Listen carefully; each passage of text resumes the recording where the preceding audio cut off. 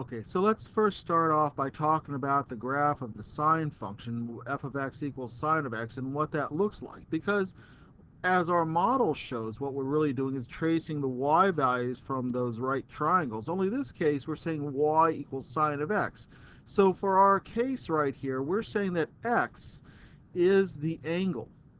X itself is the angle, and we're dealing with it in radians, so we're always going to deal with it in radians. So along our x-axis, we're going to give the value of our angles that we're going to take the sine of.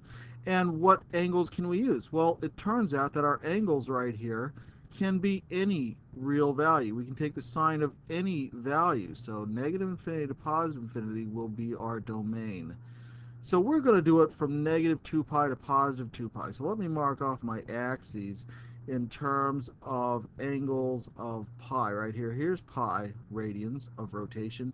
Here's 2 pi radians of rotation. 0, of course, is at our center, so that makes this pi over 2 and 3 pi over 2. Okay. And then we're going to go and do the same thing in the negative direction right here. So here's negative pi over 2. Here's negative pi. Here's negative 3 pi over 2. And here's negative 2 pi. So let's take a look at what this graph is going to look like over this interval. At 0, the sine is 0. Now, other values that we have right here, pi over 4, let's see, 1, 2, 3, 4. I'll make this equal to positive 1 right here. Positive 1.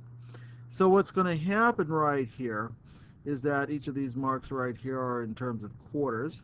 So let's see, at pi over 2, y is equal to 1. At pi over 4, which is halfway between 0 and pi over 2, we actually get square root of 2 over 2. That's 0.7071, so probably right about in here.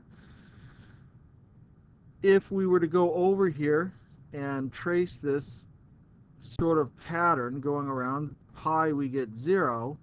At 3 pi over 2, 1, 2, 3, 4, here's negative 1 along our y-axis. So at 3 pi over 2, we get negative 1. Halfway in between, we're at negative 0.7.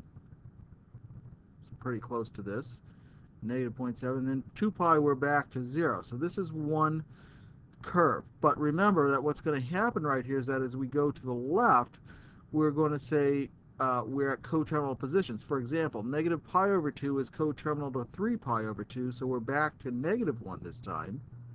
At pi, we're coterminal to negative pi. At negative 3 pi over 2, we're coterminal to positive pi over 2. And then at negative 2 pi, we're coterminal to 0 again.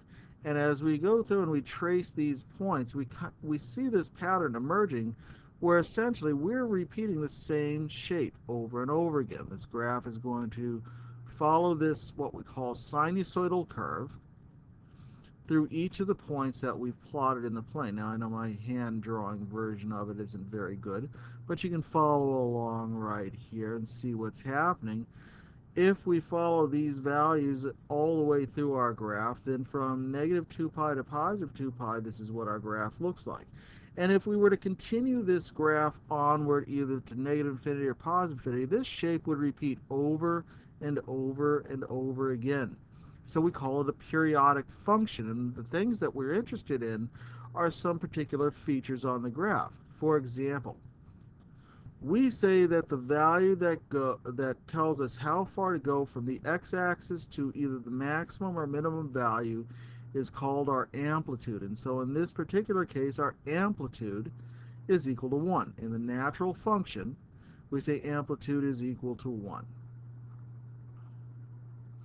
For our period,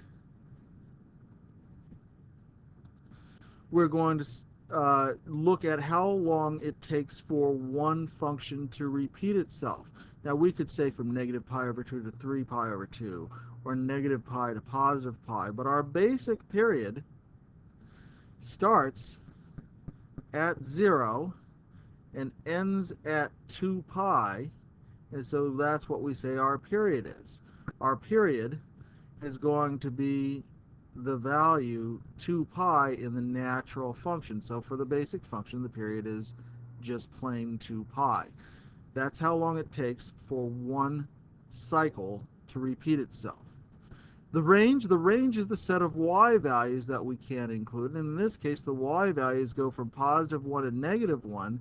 And so we include those values in our range and say the y values are going to be along the set from negative 1 to positive 1.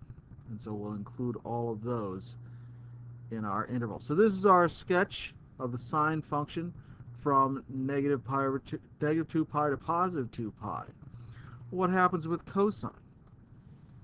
Well, we'll do the same thing. Let's sketch our graph here. And I'll give myself a nice center axis right here and a vertical axis right here in the center. Might have to move that over just a little bit to be on the line. There we go. That's nice.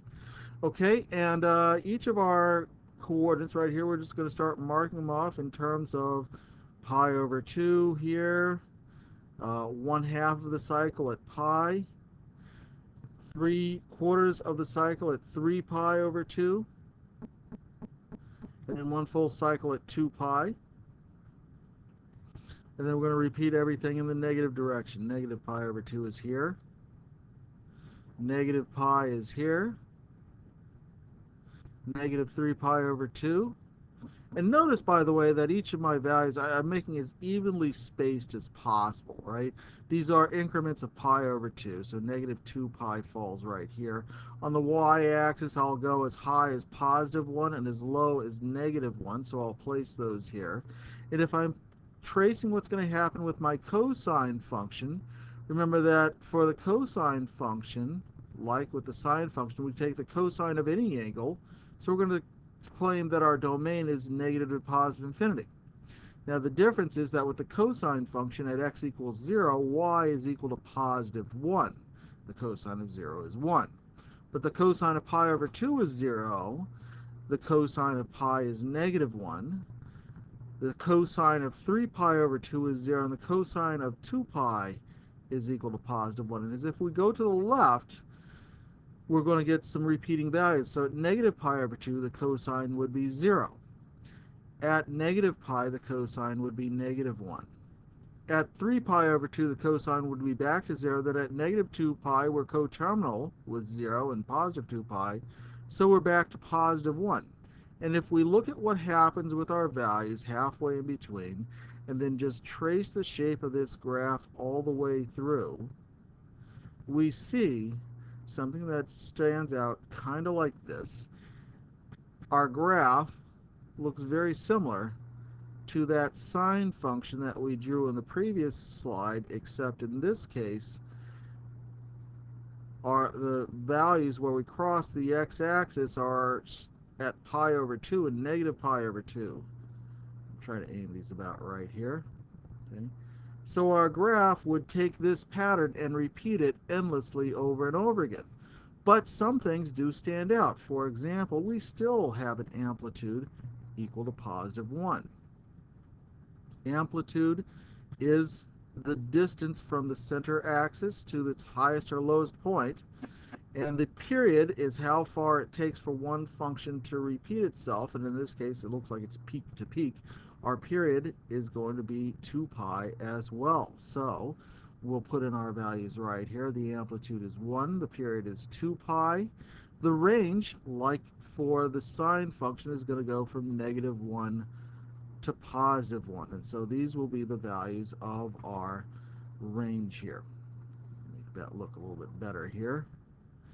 Okay, so we're going to develop how we use this to graph other functions related to sine and cosine by changing amplitude and period in this particular section.